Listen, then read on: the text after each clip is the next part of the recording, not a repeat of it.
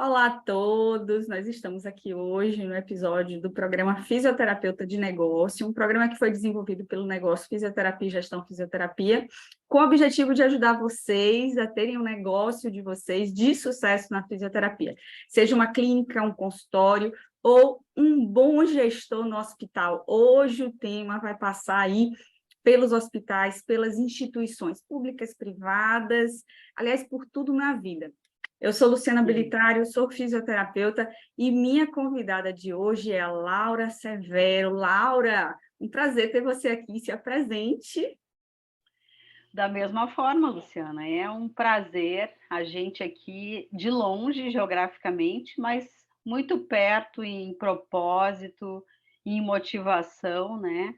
Porque afinal de contas, nenhuma de nós está começando, mas eu acho que a gente se sente tão motivada, ou mais até, como é o meu caso, do que no começo. E acho que isso tudo parte de fazer uma boa escolha, né? De fazer uma escolha com conexão com o que de fato faz sentido para ti. Bom, me apresentando, eu já estou me apresentando, já estou me revelando aqui, né? Já. Eu sou fisioterapeuta por escolha, né? De formação, embora eu não pratique a assistência a pacientes desde 2007, quando então me voltei primeiramente para a gestão acadêmica, dentro de um Instituto de Educação e Pesquisa, num hospital privado aqui de Porto Alegre, no Rio Grande do Sul, onde está frio, até hoje, né? Então, primeiro, fazendo, acho que a gente pode chamar uma função mais intraempreendedora dentro de uma empresa, porque eu já tinha algumas ideias que ultrapassavam aquela estrutura da empresa onde eu estava como funcionária, e de 2017 para cá, como empreendedora mesmo, né? Então, acho que muito do nosso assunto aqui e do que a gente vai trazer passa por essa coisa da gente se entender o que a gente é, né? E isso vai se expressar onde quer que a gente esteja. Eu segui uma carreira bem acadêmica, em paralelo à atuação em hospital, fiquei 25 anos dentro de hospital. Então, eu fiz especialização, todo o caminho da roça, especialização, mestrado, MBA, doutorado. E nesses dois últimos, já com um viés bem da gestão em saúde, do empreendedorismo. E aí foi onde eu me encontrei. Quando eu comecei a misturar os saberes, quando eu comecei a compartilhar uma sala de aula com outros profissionais, né, de outros setores da economia, é que eu compreendi qual era a minha contribuição, né? E já antecipando um pouco, talvez, foi aí também que eu entendi qual era a contribuição, não é nada mais, nada menos do que o valor que eu tinha com a minha tarefa, com a minha profissão, né? E resolvi espalhar esse valor, né? E que é o que eu faço até hoje. Eu procuro ser ponte assim entre as pessoas da fisioterapia, que é a minha área de origem, e tudo que existe para frente, né, para o futuro, e tudo que roda entre os outros setores da saúde. Porque eu acho que, na verdade, as fronteiras já caíram há muito tempo. A gente ainda separa as disciplinas, a gente na faculdade, a gente ainda separa por questões pedagógicas, práticas, de logística, a gente separa as coisas. Mas tudo faz parte de uma coisa só, né? Então, Laura já deu uma spoiler. apresentação, uma apresentação meio caótica, mas eu acho que Não, uma apresentação de quem vive e está contando a história disso, né? Laura já deu spoiler do tema. O tema do nosso episódio de hoje é valor em saúde. E por que trazer esse tema? Tenho visto que as pessoas ficam curiosas, mas não está assim bem esclarecido que entrega de valor é esse, o que é valor em saúde, como o valor pode mudar o resultado, o desempenho do meu serviço, o que é. Então, a gente vai começar pelo básico, né? Minha pergunta vai ser básica, minha pergunta de aluna. Mas, professora, o que é esse valor em saúde? E mais do que isso, é o que é e no que ele se traduz, né? Para o gestor, para o fisioterapeuta que está no consultório, até para a minha carreira, para a minha vida. A pergunta é filosófica. Então, vamos lá. Vamos lá, então eu vou tentar responder essa pergunta. Bom, valor em saúde é um paradigma, né? Antes de qualquer coisa. Ele não é um modelo remuneratório, ele não é uma forma de pensar, não. Ele é um paradigma que engloba todos os paradigmas que o antecederam. Paradigma da saúde, né? Do sistema de saúde. O que antecedeu o paradigma do valor para a gente compreender de onde vem isso? A eficiência, a qualidade e segurança, lá da década de 90, a prática baseada em evidência, todos esses paradigmas, e eu posso até chamar isso de moda, né? A gente falava muito lá na década de 90 dos ISOs da saúde, que hoje a gente chama de acreditação, né? No meu ponto de vista, em termos práticos, a gente está estagnado nesse paradigma da qualidade e da segurança em saúde que data da década de 90. Por que a gente não saiu de lá e por que as pessoas não conhecem ainda como deveriam, né? Até tem uma pesquisa que a Academia de Valor em Saúde fez no Brasil e que mostrou que na comunidade médica apenas 30% das pessoas conhecem valor em saúde.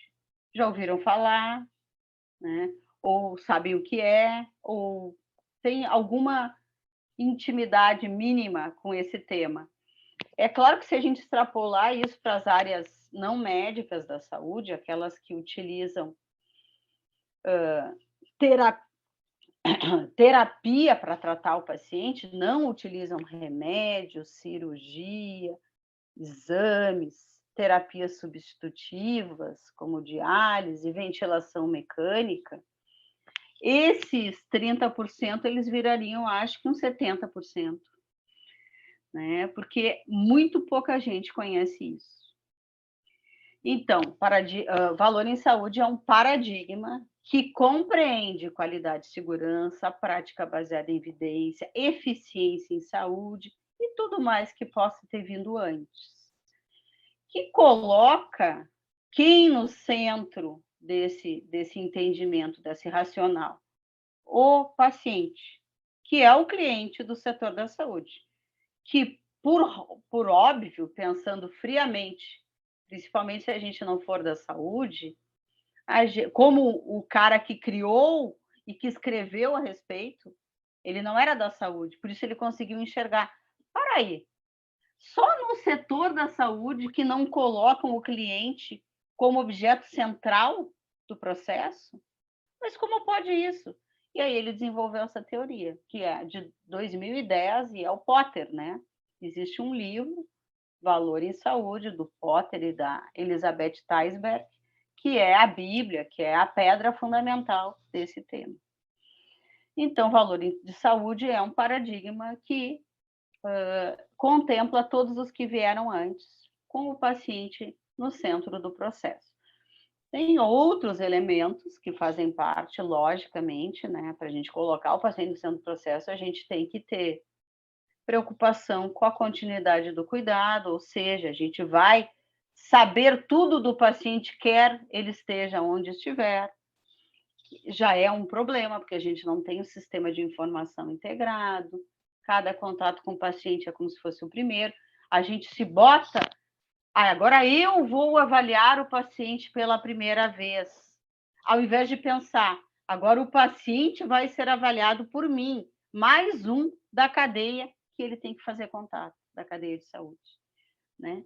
Então, inverter um pouco esses papéis de supremacia do profissional e do paciente estar abaixo disso, digamos assim, né? Hierárquico, esses papéis hierárquicos, e colocar esses dois elementos num mesmo patamar, cada um fazendo a sua parte, é uma forma de aplicar todos esses preceitos do valor em saúde, por exemplo. Você vai falando assim, é impressionante como a gente vai, nossa, mesmo, não é?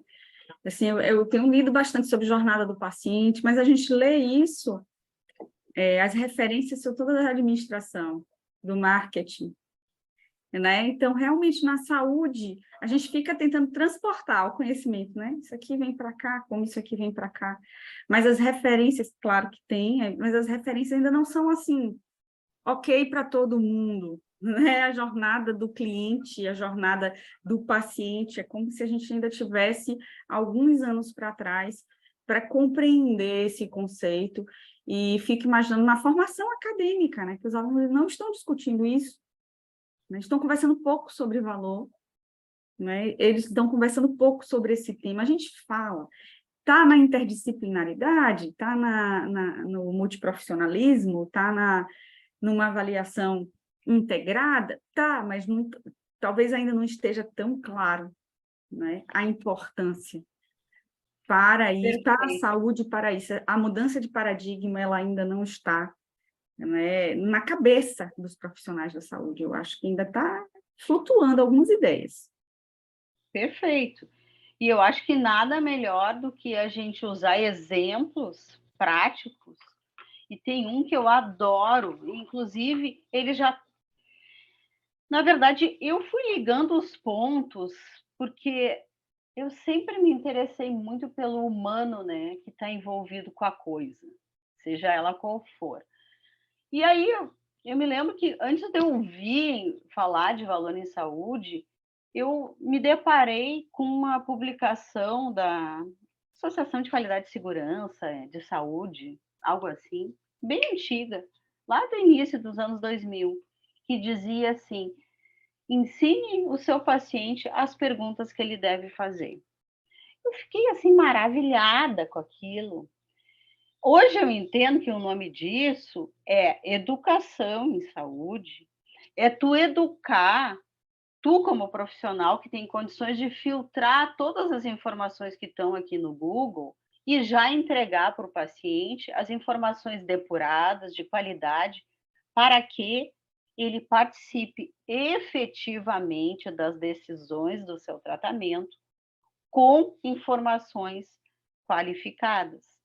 Então, esse trabalho ele é muito simples. Ele diz assim: paciente, você pode e deve perguntar para o seu profissional da saúde se há uma outra terapia, ao invés da que você está oferecendo, que poderia levá-lo ao mesmo resultado, com maior conforto, em menor tempo, com menor custo. Um exemplo, né? Outra pergunta: e se você tem o direito, então, paciente, você pode e deve perguntar para o seu profissional da saúde se você tem o direito de escolher não fazer. Coisas muito simples, todo mundo sabe, esse conhecimento está espalhado, né? Todo mundo sabe. Talvez pelo viés do direito, os direitos e deveres do paciente. Mas a gente não bota isso no jogo. Na prática, a gente não bota, a gente bota o jalequinho bonitinho, então já fui para cima, né? Porque já tô de jaleco. Vamos conversar comigo, o cara tá indo conversar com... Então, se a gente se preocupasse só em acabar com essa relação hierárquica, a gente intuitivamente já saberia aplicar valor em saúde. Muito interessante, né? A mudança de racional mesmo, só uma mudança de racional, quebra de paradigma. Ainda está quebrando, não está quebrado.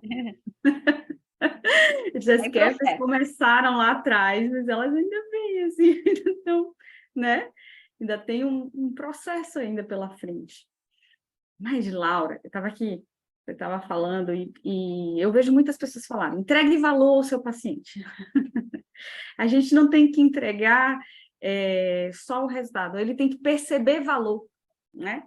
Perceber valor no que está sendo entregue, perceber valor no que está sendo proposto, o paciente tem que olhar para esse valor, e é isso que vai fazer o profissional diferenciar, o serviço, a entrega do resultado. E você falou do engajamento do paciente, né? Eu só tenho um melhor resultado com uma intervenção se aquele paciente, aquela família estiverem engajados. Isso é em qualquer coisa. Em qualquer coisa que a gente vai fazer, a gente tem que ter engajamento, né? Para ter um resultado melhor, um resultado mais efetivo para todo mundo, para todas as partes, para toda a cadeia envolvida. O que entregar valor, né? O que isso, assim, falado de uma forma mais simples, entregar valor. Parece que é um prato que você vai servir, não é bem assim, né? Mas o que é que essa entrega de valor, ela pode favorecer um gestor, um serviço de fisioterapia hospitalar, um serviço de saúde, num serviço médico, num serviço clínico, num serviço de nutrição. Como eu conhecer esses conceitos, eu saber, né, um pouco mais sobre isso, ou eu experimentar, né, esse diferencial do valor em saúde, ampliar os meus horizontes. Como é que isso pode melhorar meus resultados? Assim, aí quando eu estou falando de resultados, eu não estou falando só financeiro. Financeiro é muito importante porque ele sustenta a cadeia, a gente não pode fechar o olho para ele. Todo mundo tem que gostar do resultado financeiro. Mas do resultado humano, do resultado com as pessoas que trabalham comigo, do resultado com o paciente, do resultado com as famílias. Como é que eu saber ou aplicar? Tem alguma coisa que possa ser aplicada? É uma pergunta, lá vai, só faço pergunta difícil. Ela é difícil, mas graças a Deus, este paradigma, ele tem, diferente dos anteriores, uma equação que define ele. Então, se tu tiver como montar, se tu tiver um numerador, são 2 nesse caso, e o denominador, tu montou a equação e tu sabe se tu está entregando valor no sentido amplo. Olha que interessante, né? Valor em saúde é igual a experiência percebida pelo paciente em números, né? O Net Promoter Score é o score mais recomendado para medir experiência em saúde, mais desfecho clínico em números, ou seja, 1 atingiu o desfecho, 0 não atingiu o desfecho. Só que aí tu vai ter que medir e saber qual era o desfecho que tu esperava. E depois a gente vai falar nisso. Dividido, então já estamos com o numerador pronto, por custo envolvido para levar ao resultado final. Então, qual seria o benefício que ter esse numerador, esse denominador medido, levaria para um serviço? Objetivamente, se a gente conseguir fazer isso, a gente, no mínimo, evita terapias fúteis, que é uma coisa que a gente nem fala, porque é over. Mas existe na área da medicina, por exemplo, e eu me reporto à medicina porque é onde isso está minimamente estabelecido, né? Existem já algumas práticas que já são reconhecidas como práticas de baixo valor, ou seja, elas não geram nenhum benefício ao paciente. Então, elas não deveriam nem existir. Eu não vou entrar nelas aqui, mas eu quero dizer que a gente, enquanto terapeuta físico, não sabe quais são as práticas que a gente tem que não geram valor nenhum ao paciente, né? Então, evitar terapias fúteis, a gente chama isso. A outra coisa é que, à medida que eu sei o que gera e o que não gera valor, porque se eu fizer isso repetidas vezes, eu vou saber o que gera e não gera valor. Eu começo a conseguir dosar melhor o que eu tenho que entregar, em tempo, em intensidade, né? Em frequência e assim por diante. Assim como a gente receita um antibiótico para via aérea alta por 14 dias, que é o que responde. E a outra coisa, e talvez a mais importante, que inclusive existe uma readaptação dessa fórmula, dessa equação matemática, que é valor é igual a experiência mais desfecho dividido por custo, que em vez de botar valor é igual, se bota pertinência do tratamento é igual. Porque se não houver pertinência, não adianta tu medir a experiência, não adianta tu medir o resultado, o desfecho assistencial, não adianta tu medir o custo, porque não havia pertinência, nem devia ter feito, né? Então, isso, sabe que não tem verdade absoluta, e isso é um paradigma, talvez daqui a 20 anos a gente esteja, eu e tu, Lu, velhinhas, dizendo assim, agora estamos no paradigma das estrelas.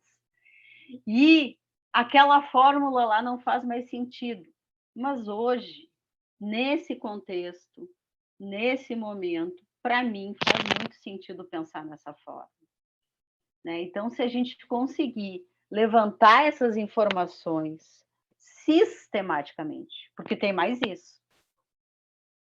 Trabalhar com valor em saúde é fazer um levantamento sistemático, não é assim episódico. Agora eu vou medir tudo que eu estou fazendo. Daqui a 2 anos eu olho de novo. Aí não adianta. Aí a gente pode estar medindo uma amostra não representativa que não diz nada. Incrível, né? Então, eu não sei se eu te respondi, porque agora eu não me lembro nem qual é a pergunta. Respondeu sim, respondeu na fórmula, você já respondeu tudo. Mas, assim, a gente não tem como separar a pessoa do que ela faz, né? E por isso que eu estou trazendo... eu queria ouvir um pouquinho agora a experiência da Laura na Luthier, né? Então, assim, Laura empreendedora, tem a Luthier nasce disso, de um monte de dor aí, né? Então, conta um pouquinho uma história assim, como, você pode dar um exemplo prático, mas como é que vocês têm essa proposta de entregar, né? De entregar inovação, de entregar valor em saúde? Como é que isso pode ocorrer? Para qualquer pessoa que esteja, nossa, poxa, de repente eu posso fazer isso também, eu posso buscar entregar de uma forma prática, né? Uma pessoa que já tem os seus serviços, e como é que é essa entrega? Fala um pouquinho, pode ser da história, como você achar melhor, da história, um exemplo, enfim. Eu acho que, para usar um pouquinho do método da inovação, eu vou começar pela dor, né? Então, de qual dor nasce a Luthier? Enquanto gestora, tanto acadêmica quanto de serviço, a minha grande dor era não conseguir mostrar, assim, de uma forma... Vou pegar aqui esse controle de ar-condicionado.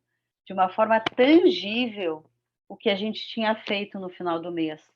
Uma equipe de 40 pessoas atendendo de forma espalhada dentro de um hospital de referência com todos os ISOs possíveis, e a gente não conseguia dizer, tá aqui o nosso resultado.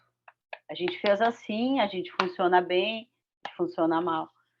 Então, a minha grande dor inicialmente, era tangibilizar os resultados. E tangibilizar os resultados eu não sabia, né? Lá quando só doía em mim, mas eu não sabia que eu acharia aonde botar essa minha dor. E a saúde baseada em valor, ela passa, o primeiro passo é tu tangibilizar o resultado, para montar a fórmula, né? Tu tem que ter os numerozinhos ali para montar a fórmula. Então, nasce daí. Mas ela compreende, a Luthier eu estou falando, que é um pouco de mim, um pouco de quem já passou, porque como uma boa empresa inovadora, ela pivota. E a gente tem que ser feliz com isso, por mais que doa. Ela pivota, ela já teve... Eu já tive 2 sócios, hoje tenho um terceiro sócio. Eu comecei com um sócio altamente técnico, uma das pessoas que eu mais admiro na nossa profissão. É um instrutor do PNF, né? É um dos 3 instrutores do PNF no Brasil. Então, eu achava que eu tinha a lógica da gestão e que, junto com a técnica consolidada, um método técnico, eu ia resolver todos os problemas do mundo. Aí, é óbvio que não resolvi, né? Dissociei dessa pessoa, continuo achando ela maravilhosa, seria o meu fisioterapeuta para qualquer coisa, mas as coisas não eram bem assim. Aí depois eu encontrei um outro fisioterapeuta que se apaixonou pela solução, assim como eu, naquela época. Hoje eu já passei da paixão. E que bancou a transformação da Luthier, não só daí numa solução analógica, dada por consultoria e educação, mas também numa solução digital. Ele falou, não, a ideia é muito boa, tu tem que fazer dinheiro.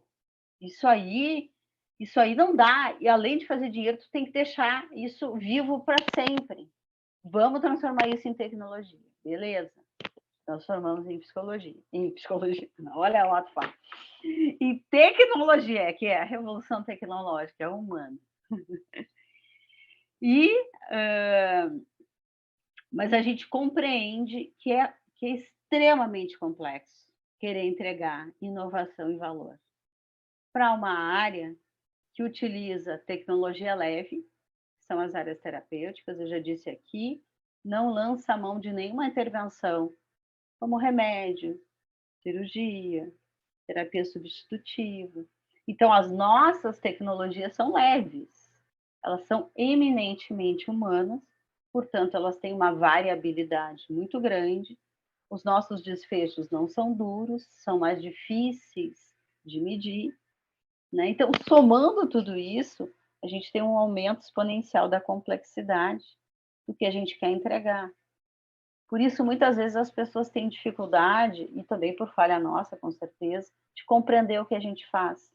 O que a gente faz? A gente te ajuda a te aproximar do paradigma do valor, né? Seja te educando, eu não posso deixar de mencionar aqui, até porque a Luciana é parte disso, o nosso evento de inovação anual, que se propõe de uma forma muito séria a ser um evento completamente diferente, que é o Lab Luthier, um evento de inovação em saúde, uma atenção muito grande para as áreas terapêuticas, mas não restrito a elas.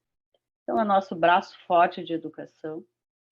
As consultorias, que logicamente têm um caráter muito mais individual, e a nossa solução digital, que coleta dados para fazer aquela fórmula, né? Quem sabe um dia. Até porque a própria solução ela está aprendendo com ela mesma, né? Quando a gente começa a coletar informação, a gente hoje está estudando esses dados e está vendo quais são os padrões.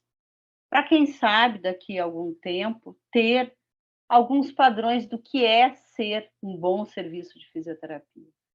O que é ser um serviço médio, o que é ser um serviço ruim. A gente vai precisar desses contornos. E eu não estou querendo protocolar nada. Pelo contrário, eu estou querendo nos dar liberdade para a gente andar entre alguns limites, né? Salutares para todos, para todas as partes, para quem paga, para quem recebe e para quem presta o serviço. Incrível, né? Falou um monte de coisa, que ficou passando um monte de palavras na minha cabeça, um monte de ideias também. E aí eu fiquei pensando, a Laura falou do Lab Luthier, né? A intensidade do evento, no bom sentido. Ele é intenso e leve ao mesmo tempo na proposta, porque você está... O engajamento, a participação. Então, é importante a gente fazer parte disso, vivenciar, né? Para entender também melhor os conceitos, para entrar mais aí. Eu acho que é o futuro. A gente precisa medir, a gente precisa tangibilizar. E a gente vai ter que mostrar como essa nossa tecnologia leve, as nossas terapias, né? E que passa muito pelo fazer humano, e a gente tecnicamente, na faculdade, de preparado assim, né? Mas também passa por atitude, por comportamento, um monte de competência, mas a gente não é ensinado na competência para medir. Então, assim, a gente mede, mas a gente mede de forma segmentada, resultados físicos. né? Tangibilizar um tratamento de médio, de longo prazo, um serviço, porque isso pode acontecer no domicílio, isso pode acontecer, a gente tem que valorizar muito o atendimento domiciliar, talvez a gente esteja aí com 60%, 70%, 80% das pessoas recebendo esse tipo de tratamento.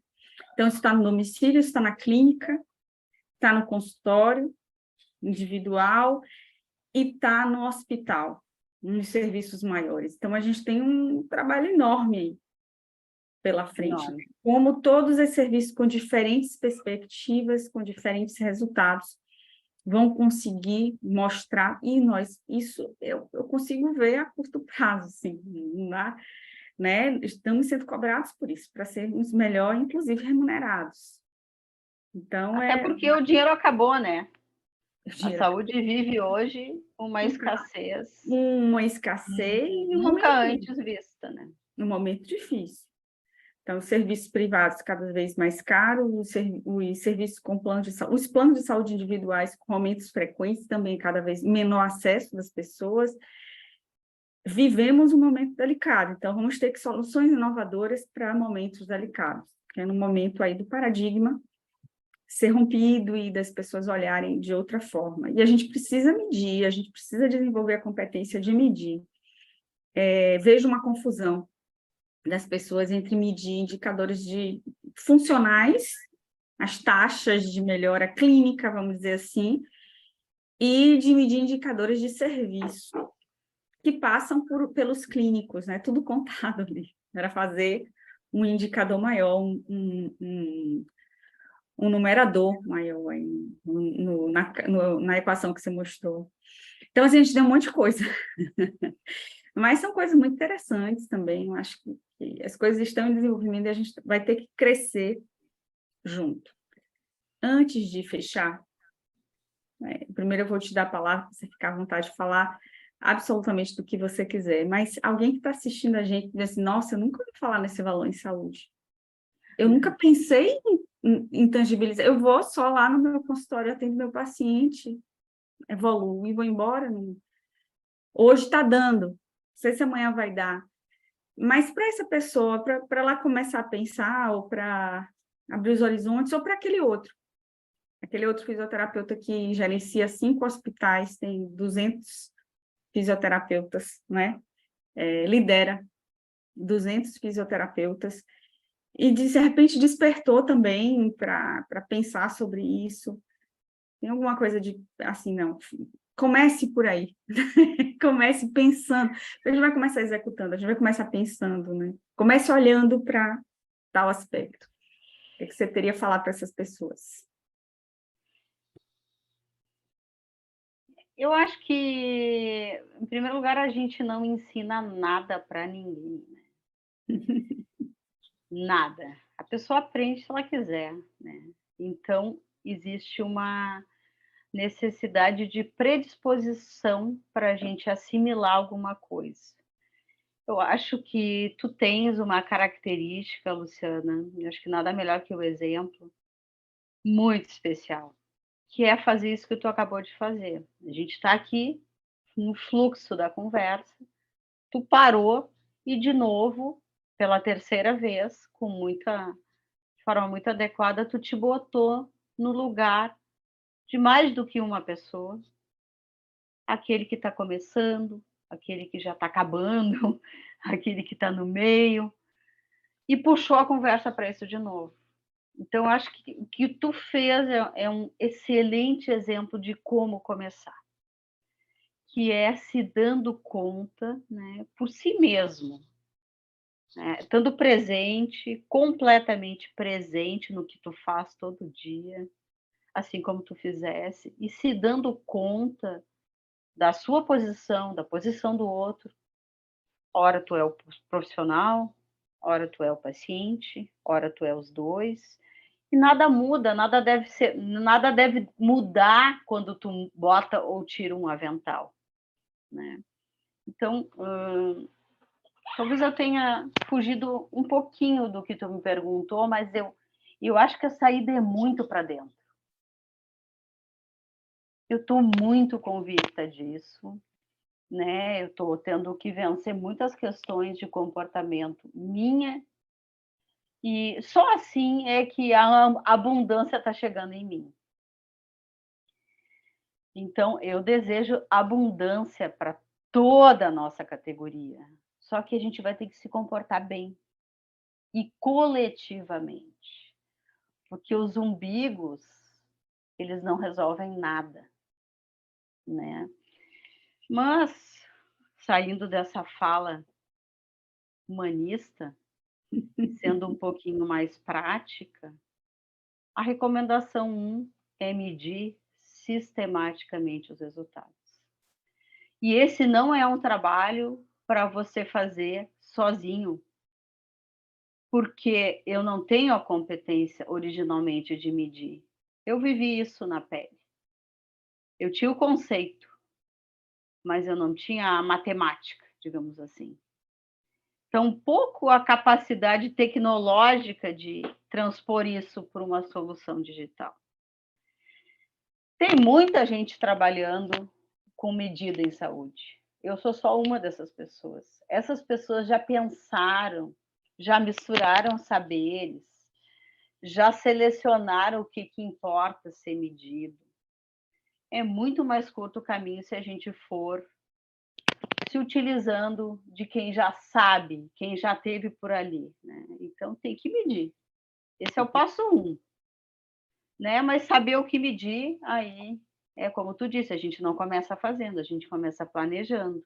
E a gente certamente vai precisar de ajuda. Perfeito. É isso. Eu acho que é uma fala final assim, né? Pedir ajuda é muito importante, né? A gente não tem como, e cansa. Não tem como. Cansa muito você ficar toda hora querendo descobrir a roda. Então, unir os saberes, assim, as empresas que vêm inovando, os serviços que crescem. Gente, para crescer, a gente vai ter que investir. Não é? Eu tinha uma remuneração X, agora estou atendendo X mais pacientes. Cresceu muito, vou ter que ir para uma clínica, você não vai só. Você vai ter outras pessoas. Quer ir além, vai, mas você vai ter que levar junto consultorias, serviços, outras pessoas vão precisar. Não dá para fazer tudo. Né? Não dá. Não dá e não deve. Não deve. E a gente não tem nem foco. tempo nem dinheiro para isso, porque o mundo acelerou. Para a gente se manter competitivo e viável, a gente precisa encurtar o caminho. Sabe que tu falou, né, um fechamento bom, mas eu tenho aquele, tu conhece já, mas eu acho um bom fechamento para nós aqui, hoje. Nós somos aqueles por quem estávamos esperando. Adoro essa Não é com nenhuma outra pessoa, é com você mesmo, né? Eu acho que é isso. Perfeita essa frase, eu acho ela mobilizadora pra caramba. Tem outra frase que eu também gosto, que a gente está falando de frase, aí eu vou puxar na educação, que Paulo Freire, e ele traz uma frase assim: me movo como educador, porque me movo como gente. Então, é uma frase, não tem como você não se colocar no lugar, não estar lá. Primeiro você é gente, você é humano, né? Para depois você transformar, você educar. Para você educar um paciente, para ele saber as perguntas certas que ele tem que fazer, isso só vai te ajudar. Né? Só vai te ajudar e não vai te atrapalhar. E eu fico muito triste, às vezes, quando eu escuto, e essa semana eu escutei, antes da gente fechar, uma pessoa que disse que foi numa consulta e a pessoa falou assim, mas aqui o profissional, não vou dizer que profissional foi, profissional sou eu, você não tem que me falar o que eu vou. E era uma profissional que estava atendendo bem nova, uma pessoa com menos de 30 anos, com esse pensamento, né, de 1880, então, assim, medieval quase, né? Então, não, você tem que ouvir outra pessoa, só quem entende da minha saúde. Eu entendo muito da minha saúde, então tem dois lados aí que são complementares, que é muito importante. Então, eu me movo como educadora, porque eu me movo como gente, por isso que a gente está aqui também nesse podcast. Ele é um podcast de fisioterapeuta de negócio. A gente transita pelo negócio, pelo resultado financeiro, pela gestão da clínica, pelo consultório, pelo valor em saúde, pela educação, porque está tudo muito envolvido. Queria agradecer a Laura pela presença hoje, pelo tempo disponibilizado, muito obrigada. E aproveitar e convidar vocês a conhecer nossas redes sociais, @gestão fisioterapia, @negócio fisioterapia, o site do Negócio Fisioterapia, a gente está sempre alimentando lá o blog de gestão também, é www.negociofisioterapia.com.br. Vou chamar a Laura também para ela falar das redes e convidar todo mundo para o Lab Luthier. Fique à vontade, Laura. Obrigado, Lu. É muito bom estar contigo sempre. Eu que te agradeço pelo convite, pelo tempo, pelo espaço. Também fica o convite, Luthier Saúde, tanto no LinkedIn quanto no Instagram, e também o meu Instagram pessoal para uma conexão mais próxima, Laura Sevro. É isso aí, muito obrigada mais uma vez. Todos convidados para o Lab Luthier, dia 7 de outubro, em Porto Alegre. Estarei lá, com certeza. Estarei lá para aprender, hein? Participante circular, adoro. Então, é isso. Muito obrigada pela presença e pelo momento. Tenho certeza que quem assistir vai aproveitar um pouquinho e entender um pouquinho mais sobre o valor em saúde, que foi o objetivo. Obrigada, querida. Obrigada, um grande abraço.